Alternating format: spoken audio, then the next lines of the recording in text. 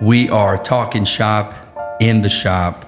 Kingdom people doing kingdom things in their community. Join us in this podcast today is Mayor Cole Stanley. Cole, how you doing, man? Man, it's a good Monday. We're a little bit behind, it's 4 o'clock, 4:15. Got some time with Homer. Oh, man. The one and only Homer. Oh, back at you, man. So we'll catch up on that cell phone later. These guys think I'm in a meeting. There we go. So it'll be fine. Oh, yeah, man. Construction meeting. There we go. That's what counts, man. Well, man, honestly, huge honor. Man, love that you're the mayor, but as a friend, it's just a huge honor, man, to be able to call you friend and to have a relationship with you, man. It's been huge, man. Yeah, we go back a little ways. I think we did some rec together out in the field, try to drown some kids. You got to attempt it. Throw them down the slide, whatever. Boys against girls, make it real unfair. It's got to be, man. It's just got to toughen it all out, man. I promoted from second grade, I don't even know what it was, volunteer. Second grade oversight, all the way up to rec. There you go, man. Just graduated up. When I was running rec, I'm telling you, it was real. I mean, these first through fifth graders, they knew it was competition day. It was combat activities out there. Hey, man, only the strong survive, man. That's what I'm talking about. Yeah, we had some fun. Man, that's cool, man. Honored to be here with you, man. Oh, man, bro, I'm telling you, I'm just super excited to have you, man. And man, to be able to dive into something that I feel is just going to be a great time, for me getting to hear it, but also for everybody else watching is going to, be able to hear this. But I just know that a lot of people always ask you the big mayor questions and, all that stuff. Kind of want to take a different route today. And, man, I just want you to tell us a little bit about who is Cole Stanley, man? Yeah, that's the worst question you can ask, isn't it? So just talk about yourself. Yeah, just man. Tell us about you. Tell me a little bit about you. So over the last couple years, being in politics, trying not to be a politician, but being around politics, you learn to answer those hard questions. Yeah. What are your three main things? What sets you apart? What makes you think you'd be qualified to do this or whatever? And so, you can really kind of get off onto the easy answer, the thing that sounds right, and you get away from who you really are sometimes. Yeah. You can even kind of forget. You can let the platform become more of maybe, well, if I said this or if I do that, then this is my purpose. And so, you forget identity precedes purpose. And so it's important to remember who you are. And identity-wise, I mean, I'll tell you, it's pretty easy for me. Like I'm a citizen of the kingdom first. I like saying that. So, like, it's important when you're involved in your community, at the city level. It's all about being a citizen, being a taxpayer, what you're doing civically. But then you get away from that eternal mindset, and you can get into the day-to-day operations real quick. And so I think it's important to, I'm a citizen of the kingdom first, and that's the most important thing for me. We have, our core beliefs. They're the things that make you up and who you are. Yeah. So the most interesting things, you sit down and you say, hey, tell us about you. Well, a lot of the time I'm sitting in a different chair, and it's like, hey, set yourself aside. Don't tell us about you. Don't bring who you are into this. Yeah. Just look at this from an objective standpoint. And I mean, it is impossible. It'd be like me asking you to just take your male perspective on life and set it aside. Well, you don't have another perspective. No. Yeah. You never lived as a woman, as far as I know, Homer. That's right. So, I mean, I don't know how you would have a different perspective. And so, in the political realm, it's very interesting to be who you are. It's your identity. You run on it. You try to make yourself as public and as open as you can, so that everybody can see. Like, I want you to know, here's what you're getting. I'm a blue collar mayor. So, I still work construction. We still do small jobs. We're still running around trying to make a living. Still driving that old 2010 F-150 truck just a little bit longer. Come on, man. But then, a lot of times it becomes one of those conversations of okay, great. Thanks for letting us know who you are. Yeah. Now set all that aside and go do this job. And you can't really do that. Yeah, man. And that's one thing I do love, man, is like knowing you before all this is Cole before that I first met is the same Cole today, of who you are. And I love that the roots of who Cole Stanley is it's still there. You haven't changed. Nothing's changed you. If anything, it's made you better, right? Who you are today is probably just better in the best of ways, but nothing I feel like has really shaken you to where you have, like, I'm not talking to somebody, like you said, like you put everything aside and it's, all right, it's Mary. What do I need to say to just to try to, say the things, do the things just that the mayor would do. But the fact that you really, you still take time to have your job, but also still connect with people, love with people, man. Like the fact that I know if I text you, I'm going to get a response back. I'm not getting a response from somebody else or you changed your number or, man, I'm getting a response back from you specifically, which is really cool, man. So far, so good. I hadn't had to change that number yet. Yeah, there we go, man. I think this job will test me. I think it's a true test to be able to go through some things that will try to conform you. Mm-hmm. Anything in life where you have that outside pressure to conform and to fit. And it doesn't matter where you're at in life. We all face this, whether it's junior high, high school, your adult life, different things. Yeah. So I think it's a good test. Like, will I remain true to myself? Yeah. Will I truly be comfortable with who I am? Will I not care like what it looks like? Yeah. Or even really, care what you think. There for a long time I lived my life with kind of a good motto because I felt like one of my biggest weaknesses was I really cared more what other people thought than I should, and I felt like it was just such a lack of freedom. I just had so much freedom that was taken away from me to just be free and enjoy life. Yeah.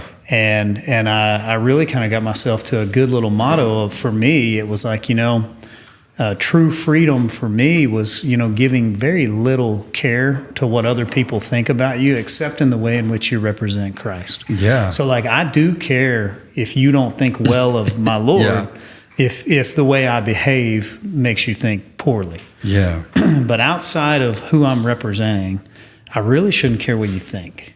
That's good. And so, man, for me, I try to keep that one in my head. Yeah. And it's a good test right now, but it's a fun job. I'm enjoying it. There's parts of it that are real fun. Yeah. And then, man, it's tiring.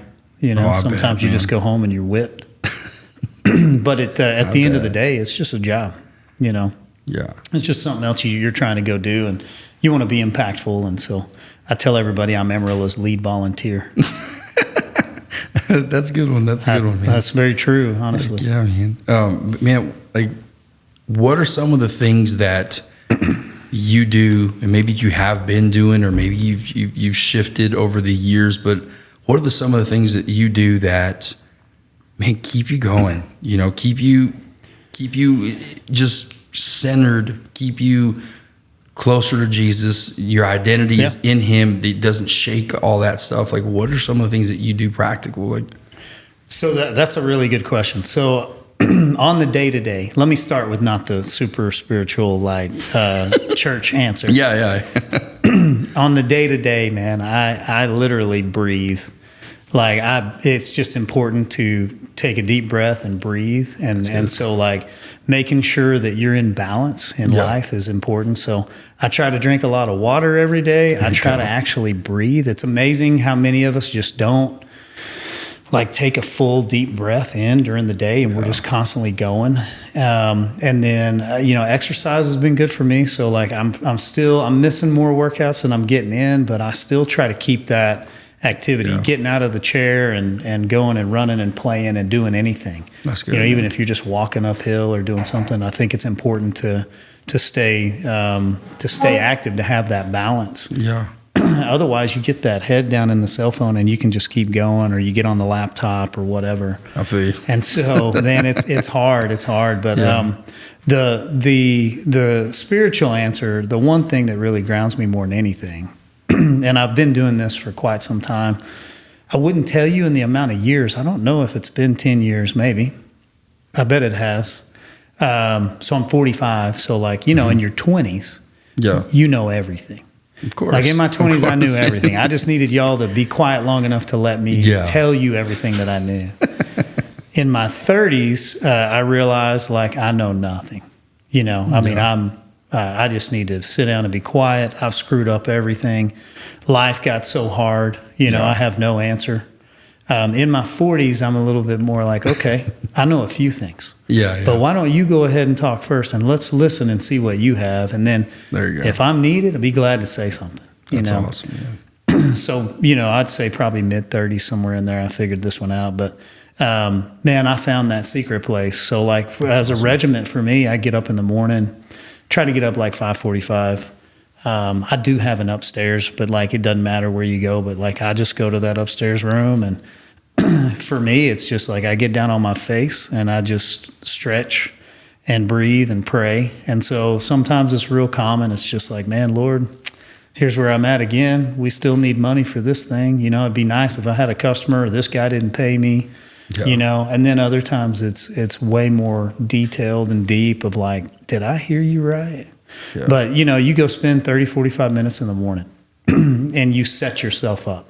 That's good. And so that consistent, and it doesn't have to be every day, but I mean, you know, if you're doing it 5-6 days in a row, I think that is the consistency that will bring you to a point of peace within yourself. And so you have some time to reflect, you think, because as soon as I get up, it's like, man, let's go, let's grab this. We got to get in the shower. We got to get there. And then schedules are 8, 9, 10, you know, 12, speak here, go there, meet this, do a podcast randomly at 4 o'clock in the afternoon. You know, you still wanted to go to the gym. And then what time you getting home? I mean, I get home sometimes at night at 8 or 8:30, and Shiloh and I are trying to grab dinner. And then it's like, man, shower, go to bed, you know, get up and go. So running fast, I think it's real important to have that consistency where you start your morning off in the calm and in the peace. And so that secret place is something that I read a book on that at one time. And, you know, there were a couple of pastors that were speaking on it. And I just said, man, I'll try it. Man, that's so cool, man. Stuck with me. And I love it too, because, man, like it's not this crazy thing of like, oh man, I go to the canyon and I go 16 miles in and then I find like that's my friend. That's my buddy. There we go. Yeah. Definitely not me. I'm not really big on hiking, but I mean, babe, more power to you if that's what you like, right? Man, that's awesome. And man, like as a family, how does that look for y'all as a family? I mean, now it's not so like you've gotten into this groove of this is what you do, but now what are some of the things that you do as a family that just have kept you guys together, you know, just in unity as the vision that God has for you guys? Like, what does that look like for y'all? Yeah, so when your kids are little, I mean, you got to enjoy every season, you know. So like when they were little, it was bedtime, you know. It was like we were always together. We'd, you know, eat dinner or whatever we would do, and then you would go into each bedroom and you pray with your kids, put them to bed, read them a story, whatever. Yeah. That was the thing. And then it grows from there to where you just have different things. Addison's my youngest, and so she just graduated high school. She's off at DBU. Yeah. And so, you know, what I miss with her was like truck time, you know, so at any given point in time, like jump in dad's truck, let's go. Yeah. You know, so before they can start driving, and especially when it's sports, you know, like, hey, let's jump in the truck. We got to drive to Lubbock. You're going to play for so many minutes, you know, in volleyball. Sometimes they're like that. Then let's drive back. And so truck time with my kids was a good deal, and a lot of good time there. You know, you create traditions with your family. You know, I mean, I don't know if you're campers, but like Shiloh hates camping. She wants a cabin. There we go. But then camping was always something like my kids love it, you know, and as a family, it's just that way. You get away from everything for 5-6 days, whatever. Yeah. So whether it's the beach or camping or where you're going, you know, you've just got to live in the moment, and those are the things. So holidays have always been pretty special to us, and then just the getaway time. And then I'd say it's just the kind of the daily interactions now that they're older. So both my daughters, one lives in Canyon, the other one lives in Dallas. Yeah. And so you know, sometimes it's just a matter of text messaging back and forth or sending that funny, you know, Instagram video and then staying caught up. But as a family, we work together. So my wife has her own business, but then she's still very, very involved in like how we have to run our household and our family business, which is construction. And then the city thing has really become something that we do that together. That's so cool. So she goes to a lot of the meetings. She's with me. You know, if we're going out of town, I mean, she's in there. She reads a lot of my documents. She'll interpret things and tell me, hey, this is what I found. This is this. So I don't have a team put together, but I got a team. There you go, man. And then with my oldest daughter, she has a business in Canyon. So, you know, when you're a business owner, you got a lot of problems. Yeah. And so there's constantly a, hey, Dad. Well, hey, Dad, we didn't get this, or so-and-so didn't show up. So a couple Saturdays ago, I was making some of the best fruit smoothie bowls you've ever had in your life down in Canyon. I mean, I'm telling you, I laid the bananas out. Oh, man. Just in the right, you know, kind of, you know, the image. I mean, the presentation was really more than anything. Sprinkled the chocolate chips on them, handed it. I was the fill-in dishwasher for my daughter because, like, we had somebody didn't show up. Come on, man. So I mean, it sounds like we need to run this back, and we actually need to go to Canyon, and we should have done this there. Man, I could have sold 6 or 7 more smoothie bowls. There you go, man. See, we would have had a great time. Mm-hmm. Man, that is awesome, though, man. That's so cool how your family is so connected. They're like being able to see the way you guys interact, like being here at church, or you know, just anytime seeing you guys out, like just to see the way y'all interact is awesome.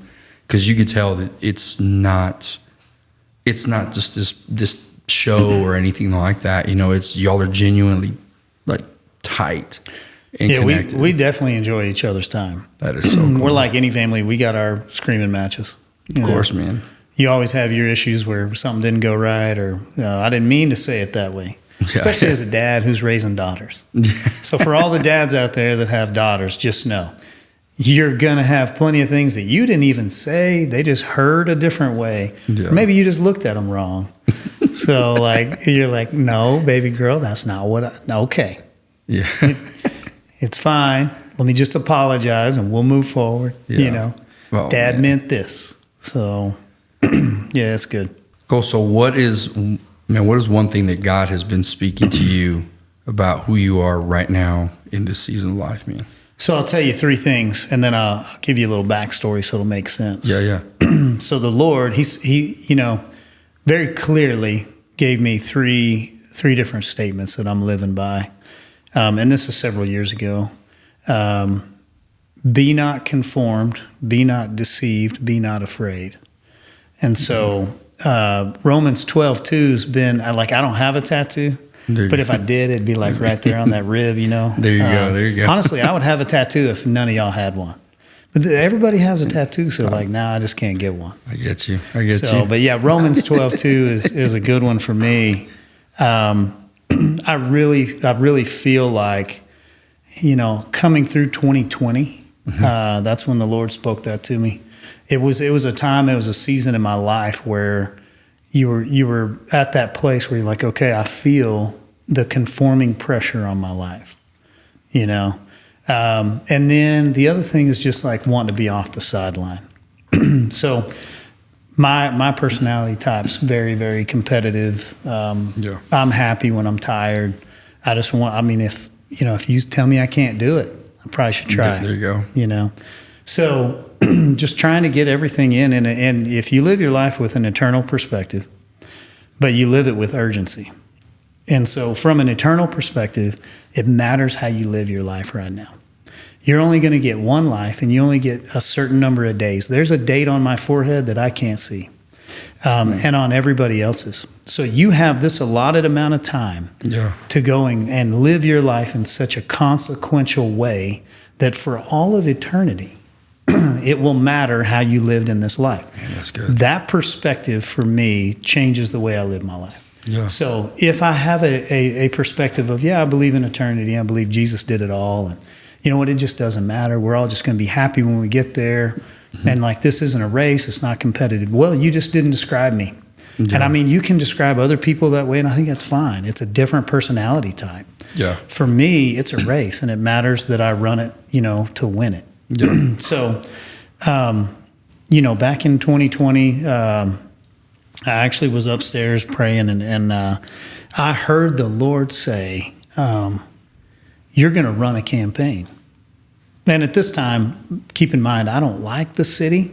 Like I deal with them in business. We struggle, it's codes and standards. Yeah. I'm not political. I don't have any inclination to try to go to be anybody that would ever put their name on a ballot. I'm like, run a campaign. I'm like, well, Lord, man, nobody's going to hire me to run a campaign. Like I don't know anything. And so I just kind of sat there and I didn't hear anything. So like 7 days later, I heard the Lord say, you're going to run in a campaign. And I kind of, man, being, I'm comfortable. Yeah. I believe I'm reverent, but in a very casual way. I'm like, oh, that makes good sense. You want me to be the president of Texas. Like, I'm in. Yeah. I'll run in a campaign. Let's go, That's awesome. And then the Lord convicted me. He said, you're going to run and you're going to run hard. And I didn't say you were going to win. And so it was like, oh, well, this is serious. Yeah. So I'm going to run, and I don't know what I'm doing. And I'm just going to trust you. And he's like, you're just going to trust me. And you might not win. And so I just took that approach. And so walking that out, I was like, well, I'm going to run for city council. I don't live in the county, and the city's where I do business anyway. It's where I'm the most qualified to try to help and do something. And place one opened up, and I knew, like, that's it. That's mine, And so in walking that out, like at that time, it was like, be not, conformed. Yeah. Be not deceived, be not afraid. And so for me, those three, when you think about it, it really matters, because if I can let you conform me, if I can let you tell me that what I'm seeing and what I'm feeling and what's going on just isn't really right. Yeah. But you can mold me away from what I know to be myself. You can take away some of my freedom. You can take away some of my truth. Mm-hmm. Then once I'm conformed and I fit, because I care more about fitting than I do about being myself, then I can be deceived. Matter of fact, I've already been deceived at that point. That's good. And then the number one tool that the enemy uses is fear. Yeah. So the number one tool is fear every time. And so you're not fighting a spiritual war against nothing. It's not that there's nothing there. You're literally fighting a spiritual war against fear. Yeah. It's the spirit of fear that says, bow your knee, take this, go do that, be quiet. And that was really a lot of it. Like there were a lot of people like me that seemed to all kind of come alive same time, 2020, 2021. Yeah, it's like, you know what? I'm not afraid of you. Yeah. Man, and I feel like that time it was one or the other. Either you were going to stay and just be in fear, and it's so crazy how sometimes like we look at the enemy and just say, man, oh, you're man, he's this big thing. I feel like sometimes he puts fear in you and sits back, grabs his popcorn and drink, and just watches you self-destruct. Oh yeah. And I feel like it was either that or saying like what you did, of just saying, dude, I don't want to live the rest of my life in fear, and I don't want to self-inflict these things. I want to rise up. I want to be better. I want to be bigger, stronger, right? Like, and that's so cool that you've taken that, and obviously in a big way, of where a lot of other people would have heard it and said, no, I'm going to disqualify myself because I don't know. I've never done this. I don't know anything about it. I'm going to disqualify myself. Instead, you said, man, I'm going to step up and do it. And I think as men, like, we will gravitate to that fear of failure probably first. Yeah. I'm so afraid that I don't want to fail. I don't ever want anybody to see me not succeed. Yeah. That we'll just shelf it, man. We'll just put it on the shelf for another day. Maybe not. Maybe it's not my time or whatever. And so there comes a point in your life where you're like, you know what? I don't have a lot of time. Yeah. And I think my life goes by really fast right now. It's almost November 2023. I'm going to be in 24 before you know it. So at a certain point in time, life just goes 10 times faster than it did last year. And so, I think that the times we live in, I know you really wanted to talk about the Nephilim and the end times and all that. We won't get into any of that in here. Next episode, man. I'll come back. But the fact that we're living in a time that's as chaotic as this is, No, that for we sure. we see everything that's going on around the world like we see it. Yeah. That our country that's been founded on principles and stood, and that we've had rights and we've had wrongs and we've had absolute truth for so long, and now we don't. Man, it's very urgent, for us to look around and realize the answer is us. Yeah. So like, you're the answer to every problem we have in this community, to every problem that you have in your family, to everything that's going on in the church, your job, wherever you're at in life, you're the answer. That's good. And if you're not the answer, then you're usually part of the problem, And so I think it's important that we have that sense of urgency, and that's probably why we should get up and we should work hard and keep going. Outside of that, man, it's just too easy to kind of throttle back, and you get tired and you get kind of beat down, and then life will just kind of strip you of that. Yeah. And so for me, I love that. It's a good conversation. No, man, all the time, man. I think that's huge to hear it from you too, man, especially for a lot of people who just know Mayor Cole. Like, I mean, a lot of things that they, just assume, but also know that you're dealing with, you're having to do. But man, the fact that you aren't backing down, the fact that you're not just trying to find the easy way out, but you're rising up, and as things get harder, you're going with it and you're going to battle it out. And man, I think that's cool. But also, like I said, as a friend too, it's just awesome to know that, you surround yourself with the people that you want to be, and for you to be that way and to have that mindset is really encouraging to me. And I'm sure encouraging to a lot of the other people that know you, love you. It's just to know that you're not going to back down, and to know that even if I'm alone, I've got one dude with me that's going to go with me. Yeah. And, just to encourage me when I can't go anymore, you're going to keep pushing me. So, and I think that's the part to remember, is like, you're not alone. So, it's not about you, and you're not alone. That's where that fear creeps back in. yeah. Because it is easy to start thinking to yourself like, man, okay, I'm not going to be afraid of failure, but then it's about me at that point. It's not like I'm not taking on any challenge. I don't have a whole army behind me, Yeah. And then leading, like a lead volunteer, buddy. I mean, you're just the one willing to get shot at first. There you go. It's not a place of prestige. Yeah. It can be honoring. Yeah. But for the right reasons. Let's go get something done and let's fix a problem. But outside of that, like, it's good. I'm going to learn how to rest and pace myself eventually. So, man, I've heard you say lead volunteer. So, man, give me a little bit more detail in that. So I'm not trying to come off like the guy that's like, well, I'm just so humble and whatever. Yeah. No, I'm literally just trying to keep, within me that checks and balances. Yeah. So with the office of mayor, and it comes with a great deal of honor. You get invited to different things. It's very influential. It's impactful. You get to speak at different things. The weird thing is some people will come up and say, hey, do you mind if I get a photo? And your wife is just like, what is the deal with the photos? And I don't know why. Yeah. But that's a thing. And so, like, now we do photos. So there you go. I think the way I'm trying to say it is the right way. And, it's just a volunteer position. There's 5 of us down there at council, and we're truly 5 volunteers, meaning I didn't apply for a job. I didn't get hired. Mm-hmm. I'm not a government official. I'm an elected representative. And so I had enough votes from my general population to let me go and represent them. So it's like volunteering your time at any worthwhile cause, any 501c3 nonprofit, whatever you're doing. Mm-hmm. You just want to volunteer. You just want to work. And you just want to serve people. And so in that is the true form of servant leadership. And so I think in politics, what we're missing and what we really need more than anything is we need servant leaders. Yeah. People that are really out there and they're giving of their time, they're giving of their resources. This job definitely costs money. Like every time you turn around, it's expensive to do something. Yeah. Or it's taken away from your ability to go make money doing something. But it's servant leadership. And you're the leader. I mean, you're leading and you've got yourself to a place in a structure in an organization.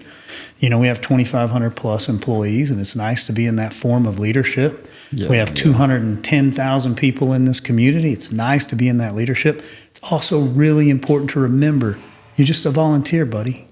Like, you just came down here and said, I'll do it. Yeah. And so it's not coming at it from that false humility. I think it's not trying to think less of myself. I think it's just trying to think more about what the job is and what I'm trying to get done. That's awesome, man. Yeah, I feel like it's a little bit of that, like leading from the front. Like you were saying, like sometimes you're the one who's just willing to get shot first. Like that to me is just one of those things. Like I'm not just gonna say, hey, we're gonna do this, or hey, y'all do this, but it's, hey, we're gonna do it. I'm gonna go first. Yeah, I think that's really important in the way of like I mean, in the form of picking a church. So we're in a church right now, and we've got a good pastor. We have several good pastors, right? But man, I want a pastor who's got some scars on him. Yeah, I want somebody who's fought some battles. I want somebody who's gone through life. I don't need somebody trying to coach me in life or help me that can't relate. And that's ultimately Jesus. Like, man, he's got some scars on him. Yep.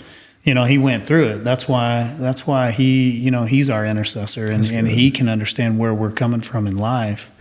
And so, blue collar mayor, I think it's important to remember, like, I'm just here to work. Yeah. So let me get your plate for you and take it to the trash can. Let's go. Instead of like, well, I want to sit at the place of honor and let everybody else. That is not what that job's meant to be, and that's not what that office should hold. And so I think that's cultural, and we're trying to change that culture down there. Man, that's so awesome, man. I love your heart, dude. So awesome. Man, I want to shift gears a little bit, man, and just asking you, I mean, we're talking about you like to go and just push, and I mean, you're competitive. Mm-hmm. What does it look like for you, or what has it looked like for you when maybe you've sought for something, you've been looking, you've been seeking, you've been asking, and it wasn't what you thought it was going to be? Well, man, in my boots, I'm probably like 5'9". So like, I've always wanted to be 6'2". I feel you. So like, I've been let down for a long time, Homer. They kept talking about this second growth spurt, like, out of high school, you'll get it. I never got it. Yeah, the doctors lied to me too. Don't worry about it. Yeah. So, outside of my physical inadequacies, man, in real life, I think, I have two beautiful daughters, and like love them, and raising girls has been fantastic. Awesome. But in your mind, you always have kind of your expectations. So I just always kind of thought in my head, like, would have a son, and never had a son. And like at this point, Shiloh's not letting it happen. So, whatever that looks like down the road, but, I got a few young men that are around me that, I try to mistreat them a little bit in the office or on the job site. So maybe I'm treating them like I would if I had a son. But I don't know. I mean, I think that one thing, because there's plenty of people that maybe always wanted a daughter and they had 3 boys, or wanted a son, just didn't have them, or didn't have kids. Yeah. And so I think it is one of those things of like, this time is really short. It's about others. It's not about what you got. Yeah. And so anytime I flip it around, I start thinking about, well, I didn't get this or I didn't get that. It needs to be a real, short conversation in my own head. So I think we would have loved raising a little guy. Yeah. Like, that's not the way the Lord worked it out, and where we're at in our lives, where we're at. And so for me, I think there's plenty of examples of, here's the prayer I prayed and it didn't happen. Here's where I went out of business. Here's where we did this and it failed. Yeah. Here's a lawsuit that didn't go right. I was right, they were wrong, and I still lost. And how much is that check? All that stuff, I think you gotta chalk it up of like, man, this life's so short. Yeah. It's not about what you got. And so you just got to focus on other people. That's good, man. Yeah, no, I feel you. So like, I mean, you know a little bit about this with us, but like, we just adopted our son and just haven't been able to have kids, and it's been a rough one.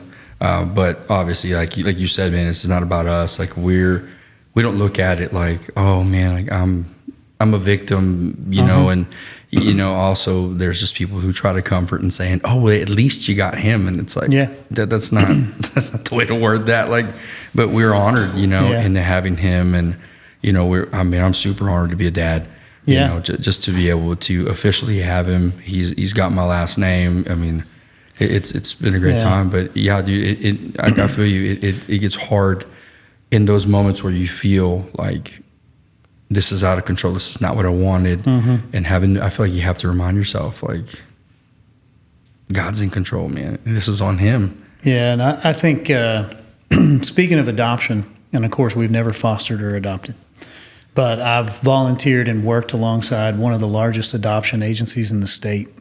Awesome. And being able to witness it. And it's one of the best things you can do with your life. Yeah. And it's probably one of the biggest blessings you'd ever get. Oh, even though it's you doing it, the reception on the other side is probably far more. But we all have things. I mean, some of us are never going to be 6'2". That's right. I don't know why. We just have to deal with it. Unless there's a really cheap way of getting surgery to make it happen, and it ain't going to happen for me. We haven't figured out how testosterone can make you like taller. It doesn't do that. Where are the doctors at, man? Come on. You would think they would have come up with some tech by now. Yeah, I mean, I'm tired of being short. I've been short too long. I need to get bigger, man. Well, man, I appreciate you having me on the show and being able to come in here and be real and genuine. What I would say is, to everyone watching, I think that's the most important part about this is it's an opportunity to try to sit here and just not, you hear it said like be vulnerable. I'm not talking about anything like that. I'm just talking about be real, be comfortable in your own skin, be genuine with yourself. Let your words be your words, quit trying to put on everybody else's mask, wearing clothes that don't fit, trying to walk around too tall when you're just not 6'2". Being who you are and like realizing that that's way more fun in this life. Being able to be who you are, and then that identity precedes purpose. We talked about that, and so it matters that what am I here for? Like, what's my purpose in this life? You're never gonna know that if you don't know who you are. So you spend your entire life trying on everybody else's outfit, driving everybody else's car, tasting everybody else's coffee. You never figured out what was yours. Just own yourself and own it yourself. Do your thing, be true to yourself, and then through that identity of knowing who you are, then you know what you're created for. And so I think that's the one thing that I want. You'd started off by talking about, having some 7th grade girls that were my daughter's age that came over to the house, and for 2 years we led a life group. A whole life group for 2 years was constantly like identity first. Know who you are, and then you'll know your calling. And so in that, walking in that calling is the greatest gift that God can give us.